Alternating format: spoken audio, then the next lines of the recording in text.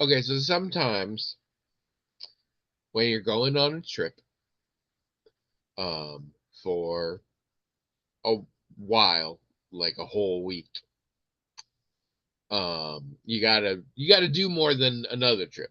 Like big things is like, clean things really well so that bugs don't, eat crap or whatever. Like if your kitchen counter has a smear of peanut butter on it when you come back, it could be bad. All the perishable food, you're like, we should clear this out or we're just gonna come home to a nasty fridge. Um, Set up everything for the kids to watch the cats, all that kind of business. So sometimes when it's a couple nights away and you've already sent your spouse because they're road tripping and you're flying, you're like, well, there's a lot of little leftovers. So why don't that'll be my food today? Is just I'll just eat all the leftovers. So then you eat like week old chicken tikka masala and some hot dogs you grilled earlier and a little Asian noodle bowl thing that's microwavable. So you were like, we could have a fast meal, but then you ended up not eating it, and you look, and it technically expired 2 days ago. But you're like, what the? I mean, it's fine, whatever. And then you eat all of that.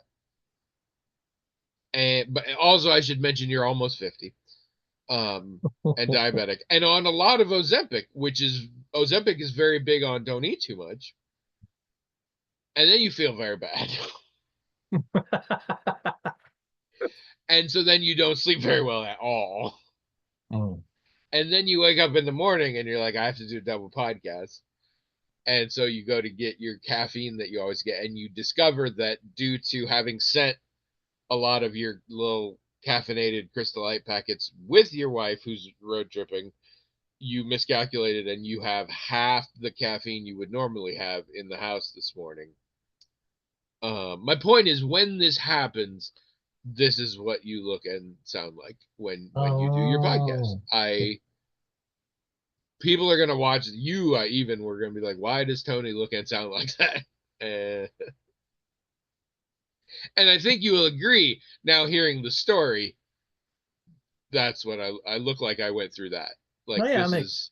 yeah, makes sense. Sure. I assume. I assume there are no further questions. Um, I want to ask you that this is a thing that I saw and I found very weird, and I was like, I'm going to talk to William about this. He's also going to find this very weird. But then I was like, maybe this isn't weird, and maybe I'm just old.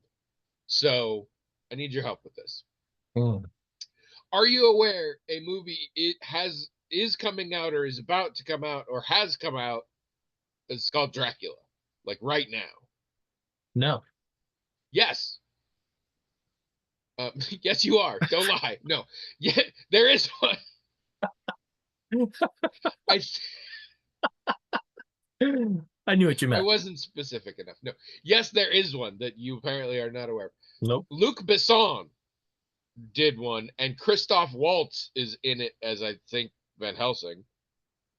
It may. I was gonna say it may be just a French release. The trailer I saw had French subtitles, but it still was in English, so I don't know. I find this weird, given Nosferatu like just happened, but Hmm. synchronous. That happens. This may be a coincidence or whatever.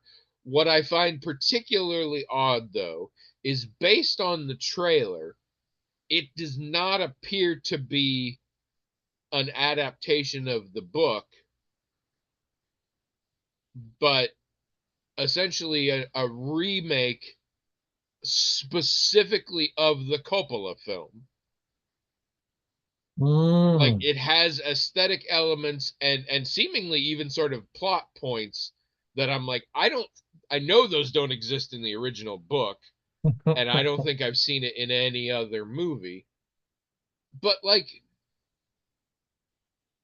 at first I'm like, this is very weird. You're remaking a very specific adaptation of Dracula. But then I was like, but people remake movies all the time, even if those movies were based on, I mean, like I Am Legend, the book or whatever, like has had many iterations, and some of them are adaptations of the book, but some of them are just essentially remakes of movies, right?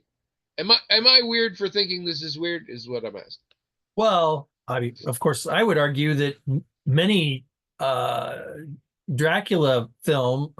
many Frankenstein films after the 1931 version were just remakes of that. So, I mean, that does happen. You're right. It does happen that so there's a book, there's an adaptation. The adaptation becomes famous or whatever in its own right, and then someone reboots it, modernizes it, and That's true. it's a film. Literally every Frankenstein film is an adaptation of the early films rather than an adaptation of the book. That is a very good point. And many things that are based on The Wizard of Oz spin off of the film and not the book. Yeah, Or, you're right. I This mean, is super normal. Why do I think that? Why does this feel weird to me? I don't I know. think there's something about. I mean, I'm a big fan of that film. I don't believe you are, and I freely admit it's not a great adaptation, but so many of them aren't. But I do like the film. It incorporates elements that definitely were not in the original, but that like work for me pretty well. Um, I don't know. It just feel like there are certain movies that I'm just like, why would you remake that? Like it's not, it's a period piece. It still looks gorgeous. Like, what is there to remake? Like it's not like, oh, it's very dated now, or it's no, it's uh, not, and yeah. it's not the kind of movie where like only people of that era will relate to it, or like Oh, you mentioned Nosferatu. That's another example. Nosferatu is an adaptation of Bram Stoker's yes. Dracula, and And see, that remake I absolutely get because it's a fucking 1930s German surrealist silent film. yeah, right. Like Hmm. there is updating to do there. Well, I mean, I haven't seen the new one. Maybe if I saw it, I'd go, "Oh, this is what they updated," right? Maybe it's like, "Oh, I don't know, they wanted to do this instead, or they wanted to make this kind of comment, or they wanted a modern metaphor for things going on today." Yeah, yeah, yeah. There's always some Dracula as cancel culture. Uh something I don't know. I would watch that. Dracula is the metaphor for But cancel you're right. culture. We could watch it and go, I don't see why anyone needed to make this, because that happens too, as you know. People do stuff that's like, who asked for this? Yeah. Nobody. And then you see it and you're And like, nothing. but usually I still understand the reason. Mm. And spoiler alert, 9 times out of 10 the reason is it'll make some money. But this doesn't, nobody's like, what's real ripe for exploitation right now, the Francis Ford Coppola version of Dracula. Like that's not. And also, I mean, Luc Besson definitely sells out, but this doesn't feel like that. Like I don't know. And there's also like, it needs to be updated for a modern, like I don't think anybody should have remade Total Recall. I won't watch the new Total Recall. I don't. I think the real motivation was maybe to make money. But I get the motive. You're like, this is a 80s movie. It has a 80s vibe. This is not what a modern action film is, and it is an action film. Like we can do a more modern, more in line with modern sort of sci-fi takes on this property. I don't think you can say that about this. I'm like, it, I feel like it's a movie that if you played it now and just like asked people like what year was this made, unless they like recognized actors, it could be any time, even now. Hmm. So you I don't don't know. Maybe I'm idolizing this film, you don't which I think, like, but I don't love by the way, Bram Stoker, I do have some affection for Bram Stoker's Dracula. I do. Um, the movie. yeah. Sorry, as opposed to the book, I mean, which you also have. it's the title of the movie is Bram Stoker's I Dracula. know, I know. I just want. I'm not teasing you. I want to make clear to our And I listeners. I even object to that title because I don't think it's all that No, accurate to the book. Oh, But absolutely. Well, and there are several movies out there of lower quality called Bram Stoker's something that are not right, Bram Stoker's but anything. it's just like the Universal Frankenstein. I appreciate it for what it is.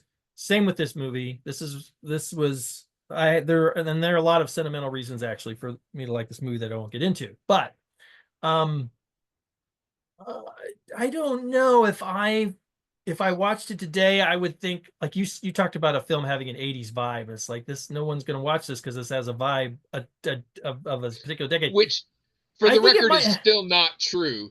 Kids today love that 80s vibe, sure. but I understand why movie makers don't think they do. Yeah. But yeah. I think Bram Stoker's Dracula has a 90s vibe. I do think it does. Some of the music a little bit, some of the other things. I think it might have a little bit of a 90s vibe to it, which again, a lot of people are going to like that. And some people are going to Yeah. like, nah, let's make this cooler and slicker for, the 21st century. Also, for the record, I'm definitely fucking seeing this. Yeah, I Luc guess I will Besson too. made a Dracula. Christoph Waltz is Van Helsing, and it seems to be based on one of my more enjoyed adaptations. Yeah, fuck yeah, I'm watching this. No, I probably will too. I didn't know though. Um, I didn't but know but it I was was just him. very arrested by like, oh, this isn't another telling of Dracula. This is a remake. Like, there's just stuff that is just so clearly, and again, like Dracula's motivations and shit are very different than the source material in the Coppola film. And based on the trailer, they are very similar here. So we'll see. Yeah, the trailer seemed to hint at like very specific scenes that do not exist in the normal plot that were in this. So I'm like, all right, but yeah. So I am gonna watch it. I just had a very intense reaction that I did not expect of finding it strange. I wasn't mad. I was just like, this is weird, but it's not weird. I don't know why I'm like that, but I say that a lot these days. Hello everyone. Welcome to the Magical Talking Hat podcast, the only podcast that is actually secretly a remake of Francis Ford Coppola's Bram Stoker's The Magical Talking Hat podcast.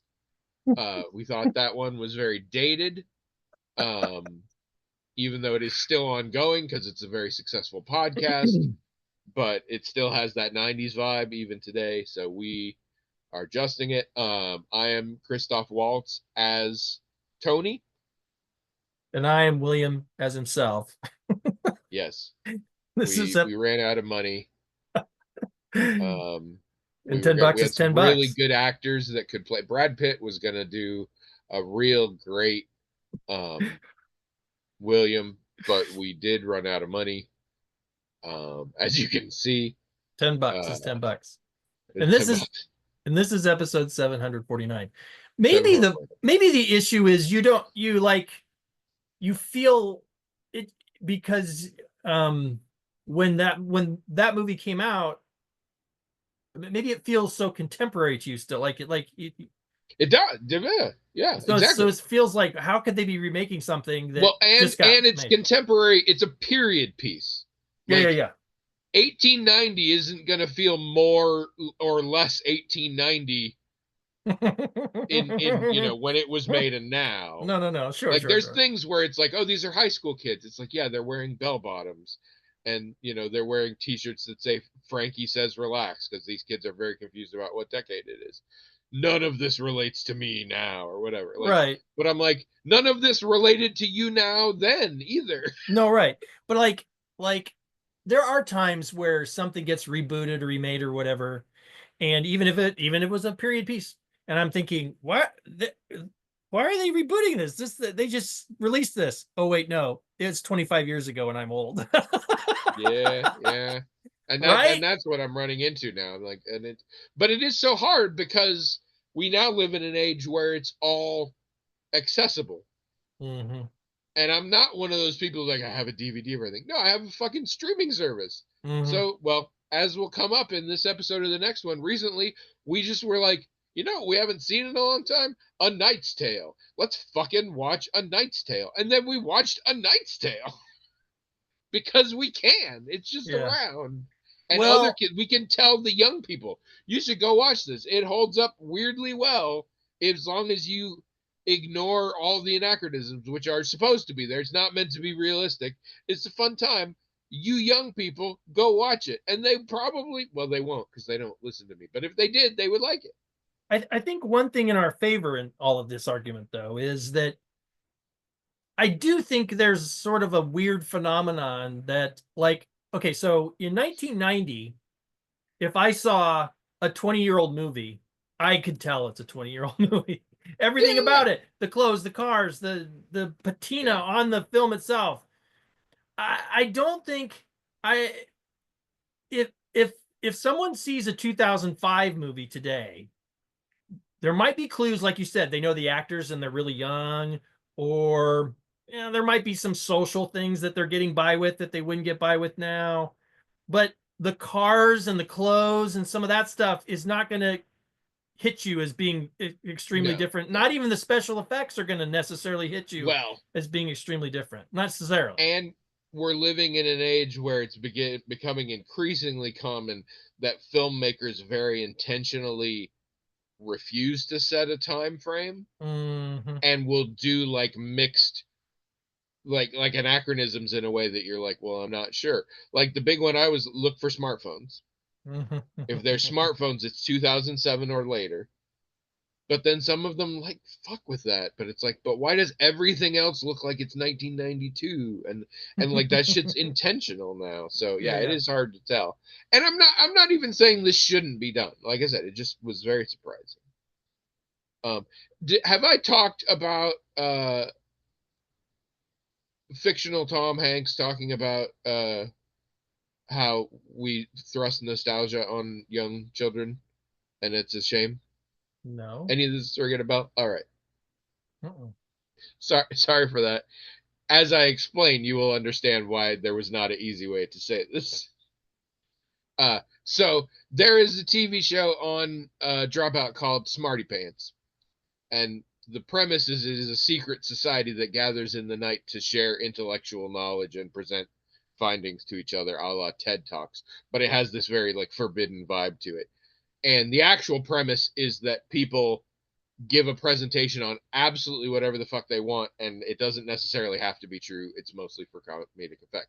But they do use the opportunity often to present true things, like little niche things they're into. Anyway, I will try and jump ahead a little bit. There was some shenanigans, and there was a presentation recently that was actually just comedian Demi Adejuyigbe pitching his reboot for the movie Big. That's not what he told them he was going to do, but that's what he did. And uh, FYI, the Tom Hanks part is played by Walton Goggins. But also, this reboot, I mean, he goes through the whole thing, and I won't do that. But this reboot exists in a universe where the movie Big happened. And so, very quickly, Walton Goggins wakes up and realizes, oh, this is a big situation. So I need to go find the machine and, wish it away or whatever. But the machine is gone, and they find out that all the Zoltar machines have been destroyed except one that Tom Hanks has in his house. And so, anyway, hijinks ensue. They actually end up meeting with Tom Hanks under false pretenses. I think pitching a movie. I'm not sure.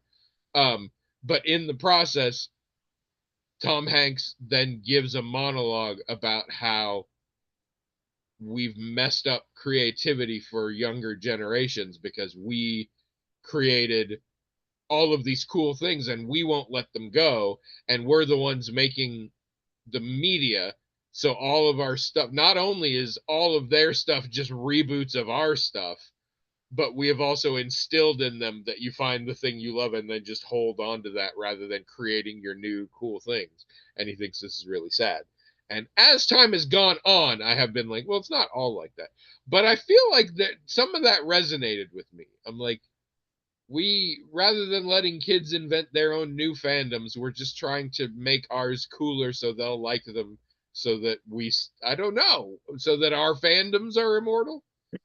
Like, I don't remember a lot of nostalgia stuff growing up. Like, there wasn't a lot of like, oh, this 80s film is a remake of a 70s. Like, it doesn't, it didn't happen a lot, but now that's what, 90% of the landscape is. Well, when I was growing up, you know, you you would see like old films and all this stuff, and you would hear your parents talk about this stuff. But there was a limit to how much they could deliberately expose us to it. Like my Mhm. parents couldn't have a collection of Jimmy Stewart movies Yeah, that, yeah. oh, there's nothing on, let's just watch that Jimmy Stewart movie again. But my kids, they, we, by contrast, thanks to at first videotapes, but then much,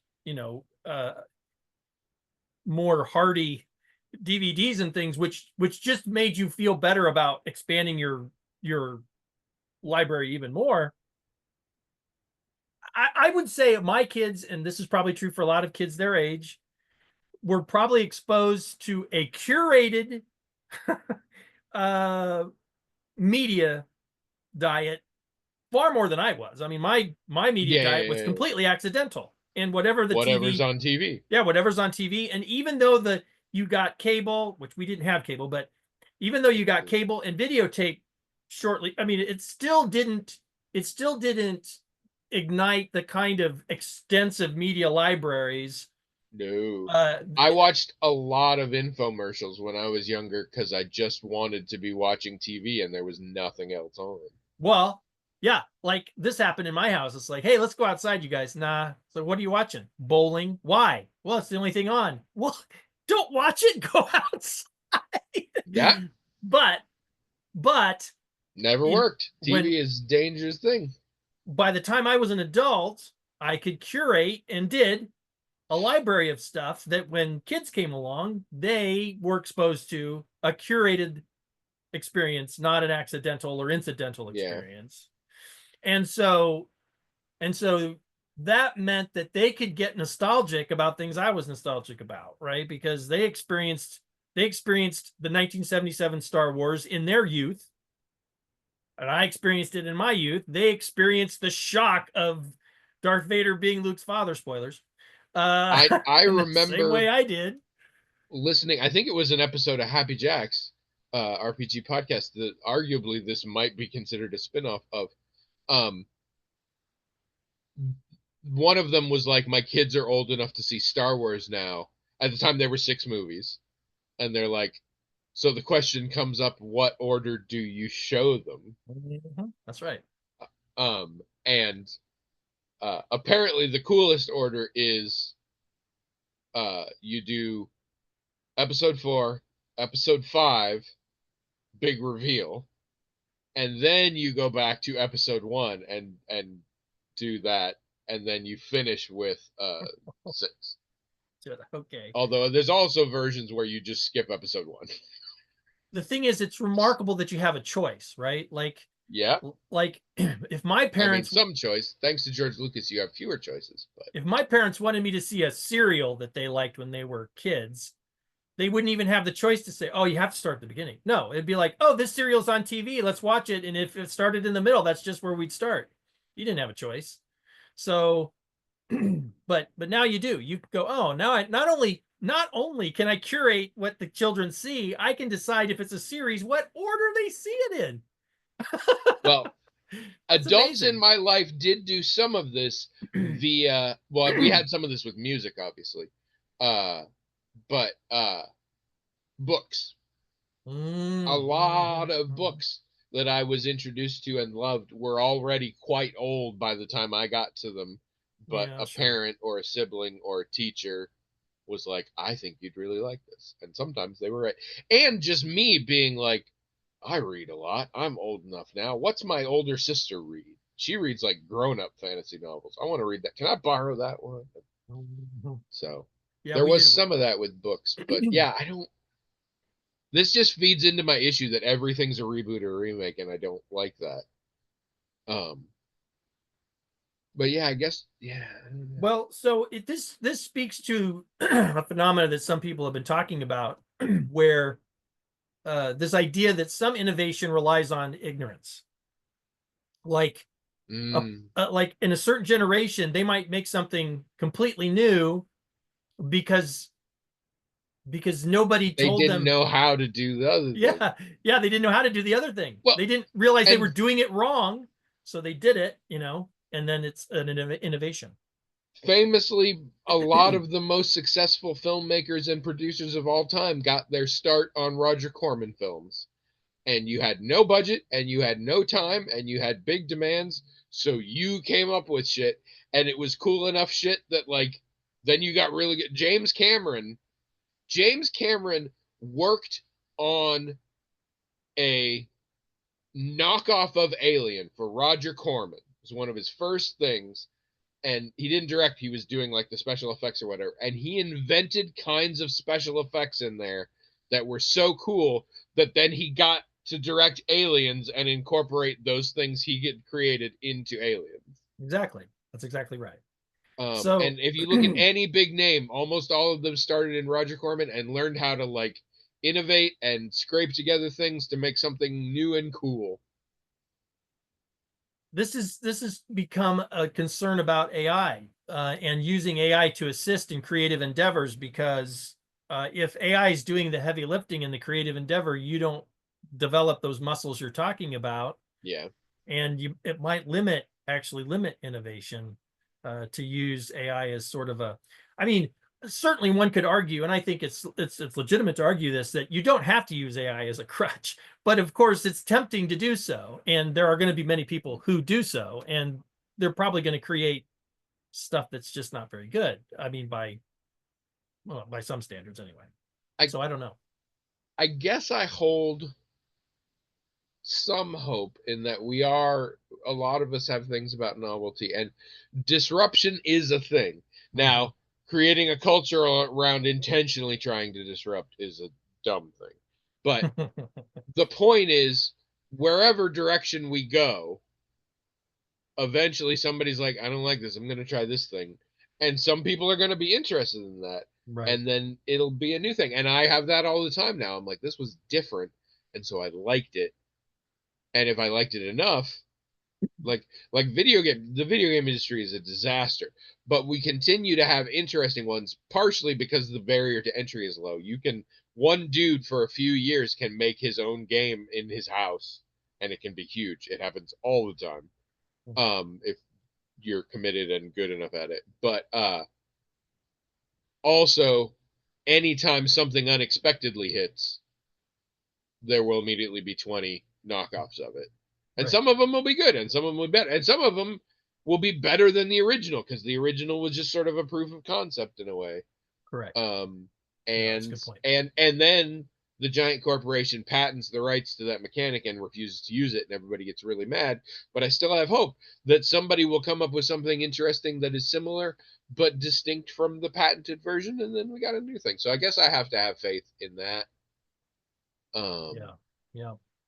But it still annoys me. This segues really nicely, though, into what the bulk of the episode is supposed to be about, even though we're halfway done. I'm not going to ask you how your week was, because we have a whole fucking other episode we have to fill. You can talk about it then. I want to bitch about a small recent movie that really tried to do something kind of different and failed horribly. I don't know why, but I'm going to rip apart a movie that never did anything wrong to me because I'm so annoyed. Didn't kill your parents. I mean, you will eventually see why that is a funny but very dark comment. Oh, okay. On this that's particular that's just film. usually your go-to. Someone killed the parents. And yeah, oh my god, this no, I like, all right, I gotta start. I'm not gonna get anywhere. Yeah. Oh, breathe. By the way, full spoilers for what we're about to talk about, because I don't think anybody should see this movie. I, on my own, watched The Woman in the Yard. Mm-hmm. You know this movie? I've heard of it. I've been tempted to watch it, but I don't think I've watched it. Yeah, no, don't watch it. Oh, don't watch it. Okay. Don't watch. No, this is the movie. I'm about to talk in spoilerific detail how much I hate it. Okay. So I would not recommend it. All right. Well, I mean, I haven't yet, so I guess I wasn't that interested. I mean, you can if you want. It's on Peacock, and that's how I watched it, and I was intrigued. when it comes out, it's this family in this house, and there's a spooky lady sitting in a chair outside with veil over her. And they're Yeah, like, "What yeah. do you want?" She's getting closer. Like, ooh, yeah, ooh. And I don't know why, but Trish saw, and she has yet to sufficiently explain it so that I understand it. But she saw the trailer and she's like, I don't know about this. I don't know that I want to watch this. And she eventually decided I don't want to watch this. And I was like, all right, I'll watch it on my own. So I watched it on my own, and I'm upset. Oh, upset. Yeah, no, this movie actually pisses me off. Mm. You'll see why at Okay. the end. Okay. Um, At the end. Okay. it uh again, full spoilers for this movie. Be prepared, everybody, but don't see it. So there are some things I have to cover up front. All right. Uh, Pretty well directed. There are, I believe, 5 actors in the entire film. Um, they all do very good with what they have. The movie is about a black family, and that's great representationally. In fact, literally all 5 characters are black in this, and that's great representationally. I do not, as an absolute ignorant white dude, get no sense that any of this is telling about a specifically black experience. The characters are definitely Southern and have an accent to that effect, but I'm pretty sure you could replace every black actor with a white actor, and the story would not fundamentally change, in my opinion. So I just want to say that up front, that I'm not like shitting on a black casted movie like that was doing something. And if it was, great. But like I didn't get that sense. Like I love that it's all black people, but it didn't need to be all black people. That doesn't really tie in. Um, which maybe is the first issue I have here. There's no lore. It's all metaphor. Even though it's in real life, it's still all metaphor. It's oh my god. I'm gonna get there. Anyway, our premise is uh there is we quickly establish via the language of cinema a few things, some of which I'm now realizing I might have just read in the description and they might not have explained, but we know this pretty quick. Anyway, there's a woman and her husband has died and she's very sad about this. They live on a farm. He wanted to make a farm. It's cool. And now he's dead. And she is under the covers just watching this video of her with him over and over again. She has 2 children. Um, and things are not going well. We are introduced with the older one coming in and opening the curtains and saying, "Mom, you have to get up. The power is out. You have to call the power company." And we quickly see that like we're out of dog food, and so we had to feed some left, and we things are clearly going badly. The woman seems to be deeply in mourning. Also, the mom has fucked up leg. She's on crutches. She's got, I don't know what to call it anymore. It's not a cast. It's one of those things that looks like it's a cyber leg now, but it's really just to like hold it in place, a stabilizer or whatever. But essentially, it's the modern version of being in a cast. And so she's hopping around, and she's clearly tired, and she's mad about having to do mom stuff. And she whispers, "Give me strength," which I specify because this is a plot point. Would have been super easy to miss. It was just a little whispered thing, but it becomes a plot point. Um, and she goes downstairs, and everything sucks. We've got a little girl, and the little girl's super sweet, and the little girl's reading stories to her stuffed animals, and is specifically reading a nice version of the Three Little Pigs, where the wolf is like cool, and they play games and have snacks and stuff. She's like, "What are you doing?" She's like, "Mr. Penguin is scared. I'm changing the scary parts for Mr. Penguin." Changing the scary parts is also a metaphor that will be used in a variety of ways. Um, and we go downstairs, and we're kind of bitching. Clearly, the teenage boy, who I'm going to say is 15 based on context clues, is annoyed that mom's not momming properly, and mom is clearly having a very rough time and is also annoyed. She can't call the power company because she drained her phone watching that video. Mm. And he broke his phone. So we snap at each other. We're very unhappy. This is the premise we have established. Uh, I will say, and I'm not sure when exactly it shows up, but again, it's in the description. Dad died in a car wreck recently, like within the last few weeks. Mom was also in the car, hence the fucked up leg. They were driving home from something. It rained, the ground was wet, and they crashed. Mm. This is what we believe. This is what the children believe, etc. Anyway, we have a little bit of happy family moment, and then somebody's like, "Who's that outside?" There's a fucking woman in the yard. That's the name of the movie. And it's just a woman out there, and it's spooky or whatever. And eventually, we're like, "Oh, what should we do? Oh, we're gonna go. We can't call the cops because, like, we don't have a phone." Blah, blah, blah, blah. Okay, mom's gonna go outside and talk to her. So mom goes outside and is like, "Hello, who are you?" And the woman talks, and it's weird. Like, she seems a little confused. She's like, "How did I get here? What's up?" But then other times she's like very spooky, and she's like, "You called it. I came. Today's the day." And this freaks out mom, but we don't know why. Uh We don't know so why.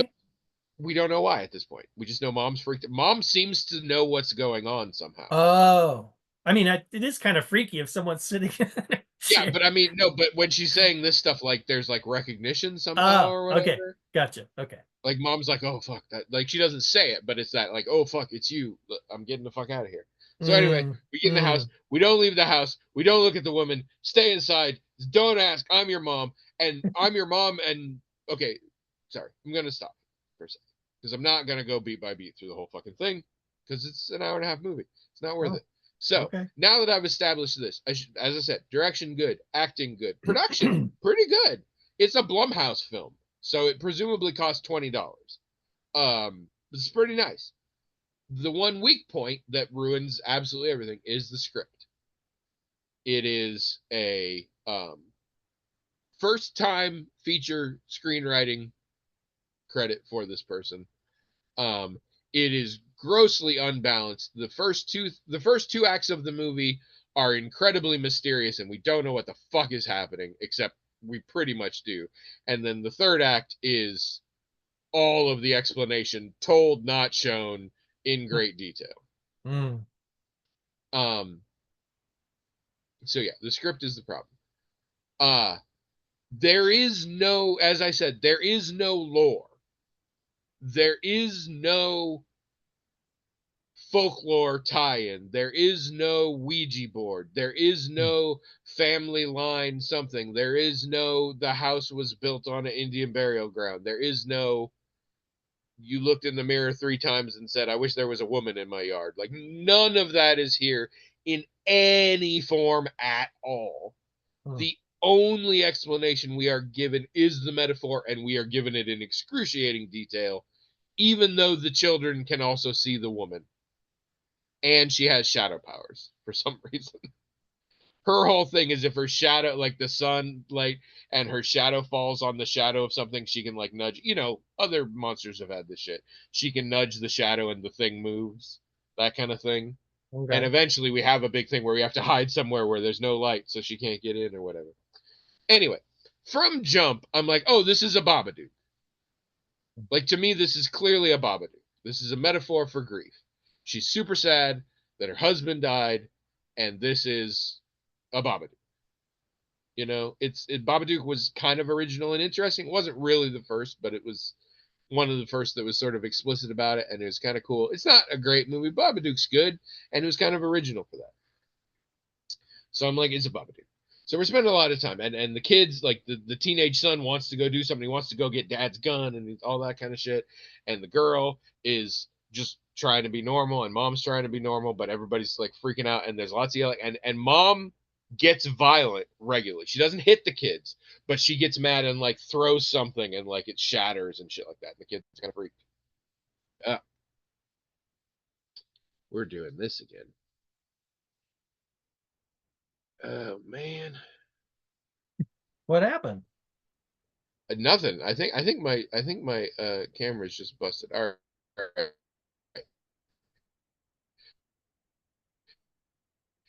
Here's the exciting thing we're gonna do. Microphone first here. Can you hear me?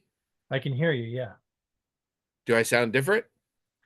A little bit, but you're also not breaking up like you were before. Yes.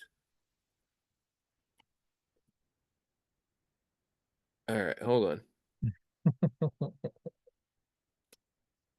All right.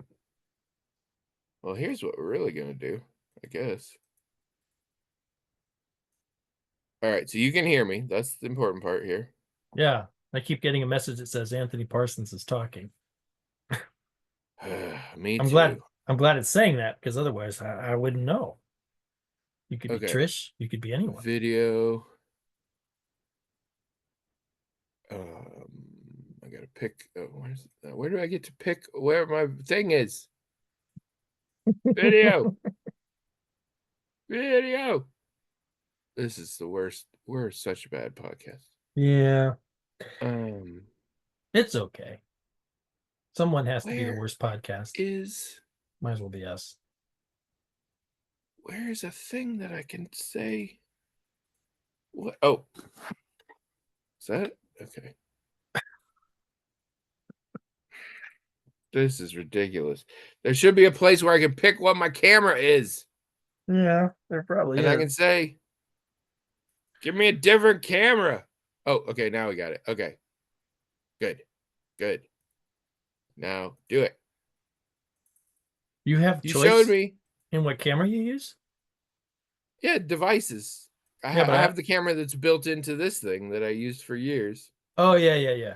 Okay, I forgot you had All a right. attached camera. I could probably bring my microphone down here and have a better microphone, but I don't do it. Oh my god, this is so. I'm sorry, folks. Why won't you start? You. When I go into the settings, I can see myself in the other camera. I look good. Do it. Do it. Make camera go real. Well, fuck it. We don't got a lot left. It'll be good for the next one, people. All right. I'm not even going to use the webcam. The webcam's clearly fucked. Anyway, I got to finish this rant real quick. So, everybody's unhappy. Also, the woman gets closer. When you don't look, she's sitting in a chair closer. Okay. And the little girl is, we're trying to make things nice for her. She's doing her homework. A really big point is that she's writing the names of colors, and like you see the color, and then she has to write the same word because she's practicing her handwriting. She's probably about 6, I'm guessing. And she keeps doing her R's backwards. Okay. Weirdly, this will be a plot point also. At the end, all of these resolve in the space of like 10 minutes. All of these things tie in near the end. But Okay. again, we're feeling very Babadooky, except there's sort of a twist in here because we have some things and we accidentally stab a pillow and things.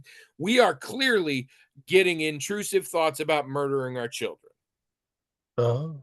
And we don't like that. And I'm like, all right, well, that's different. You know, that's not, I mean, there's overtones of being frustrated with your child in Babadook and all that stuff, but like, that's a specific thing. And if you're, I mean, Blumhouse, if you think you're ready to tackle this, all right, let's give it a shot. So anyway, we're doing this. We're real spooked of the lady in the yard, and we're getting spooked of mom because mom keeps, throwing shit or getting mad, or she screams at the daughter because she keeps getting the R wrong and all this stuff. And eventually the son goes full belligerent teen. And we're constantly like, I'll take care of you. He tells the little sister, like, mom's weird, but I'll take it. And he finally says, I don't know why we should listen to you. Did you know, he says to the little girl, she's taking crazy pills. So she's on some sort of medication for some sort of mental illness. For the record, we never specify what it is. One could make some inferences. Depression, definitely a factor. but we are never told. And certain times it looks certain ways, certain times it doesn't. So at this point, we fully don't trust mom. We're running away from her. We're going to get the gun out of dad's, all this stuff. The kid goes out and faces the woman himself and threatens to shoot her with a gun because there's one bullet. There were no bullets in the bullet box, but there's one bullet in the gun. He's never fired. Well, dad taught him how to fire it, but whatever. And we go out there. Also, by the way, there was a dog. The dog's gone. The dog was outside with the woman, and we went to look, and the chain is empty. Dog's dead. Presumably, dog's gone. Okay. Doesn't mean anything, but it's there. So anyway, we have a revelation at this moment. We actually see the woman in the yard, and she's a different woman we don't recognize. Looks pretty cool. Sort of Grace Jones vibes in a way. She's got up hair. It's kind of cool. Big cheekbones. But anyway, through all this process and cutting between a couple scenes in kind of a cool way, we learned, yeah, mom has been lying. Dad did not accidentally wreck the car and get killed. Mom and dad at dinner had an argument where mom was like, I hate this farm. We should move. And he's like, we can't move. He's like, okay, then I'll just abandon you all because I'm not happy. And we get this sense that like she struggles with being unable to, she's a painter.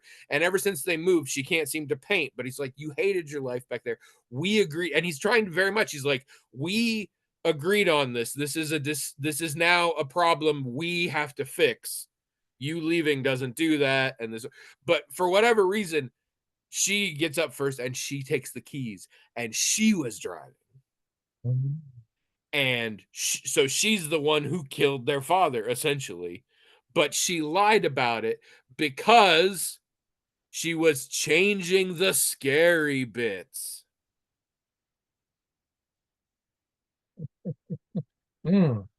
Anyway, so now we're like, fuck, mom, quote unquote crazy mom, is the one who killed dad and lied to us about it. This sucks. No time for that. Crazy woman is coming for you. The shadows. We have to go up in the attic. Whatever. Then we get into some real weird shit where the woman's in the attic and she seems to like steal the daughter away, but she's very kind. She's like, I would never hurt you. I'm going to take care of you. I'm going to take you home. And then we cut to suddenly the mom's in a new place and it's her bedroom and her husband is there and she's inside that video she kept watching. And they're all snuggling and it's sweet and she cries a little bit and he holds her and it's fine. But then we look on the bedroom walls because she's a painter, remember? And her painting is on the wall and her name is Ramona and she signs it in very big print letters and the R is backwards. And we had to have that thing earlier because people don't notice R's being backwards most of the time. So you have to make sure prior to your big reveal that you have really shoved into their head which way the R is supposed to go. Otherwise, we would have missed it. And so she knows this is not a real place. This is a fake world. And I forget how she breaks out. I think she just is like, fuck this, and leaves. I don't know. But now, oh no, she doesn't. She gets attacked, and suddenly she's the woman in the yard. And she's watching through the woman's eyes as her, the mom, comes out and has the conversation she had earlier. And sure enough, she's the one being like, how did I get here? What's happening? And then we cut away before we get to the other voice that said more interesting things for no reason. And now we do the scene where the woman from the yard is in the attic and is going to get the kid, but it's mom. And the kid's scared. And she's like, I would never hurt you. And I'm like, okay, all here now. Got it. Baba Duke. Sad about dad. Sad about having these intrusive thoughts due to mental illness. Okay. Dumb, but I get it. Why is there still movie left? And then, finally, I don't even remember how we got there, but we get alone in a room with mom and the woman, and she's pointing the gun at the woman.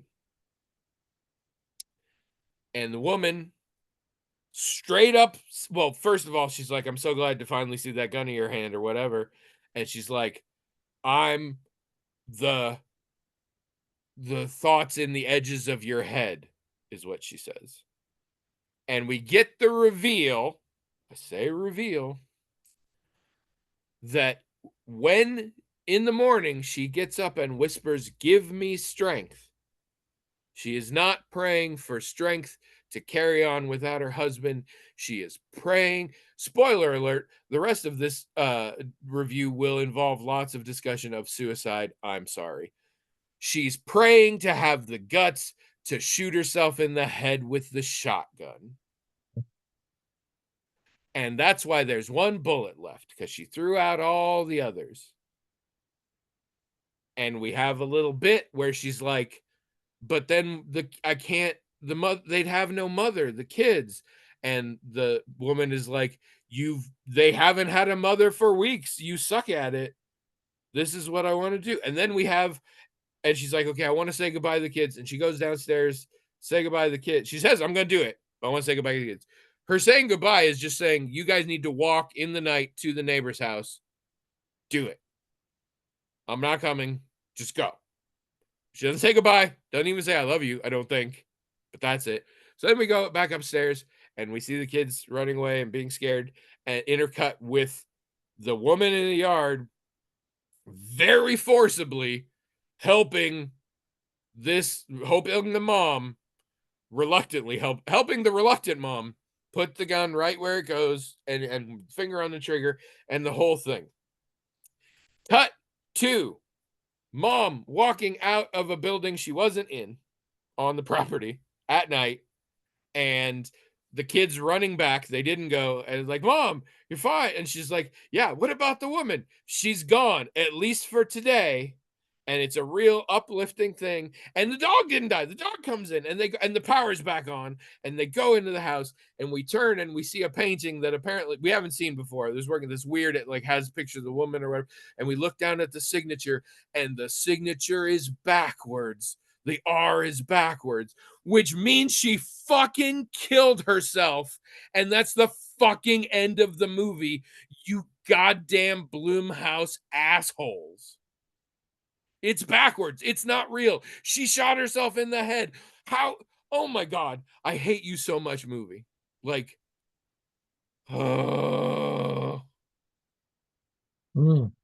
it's gross.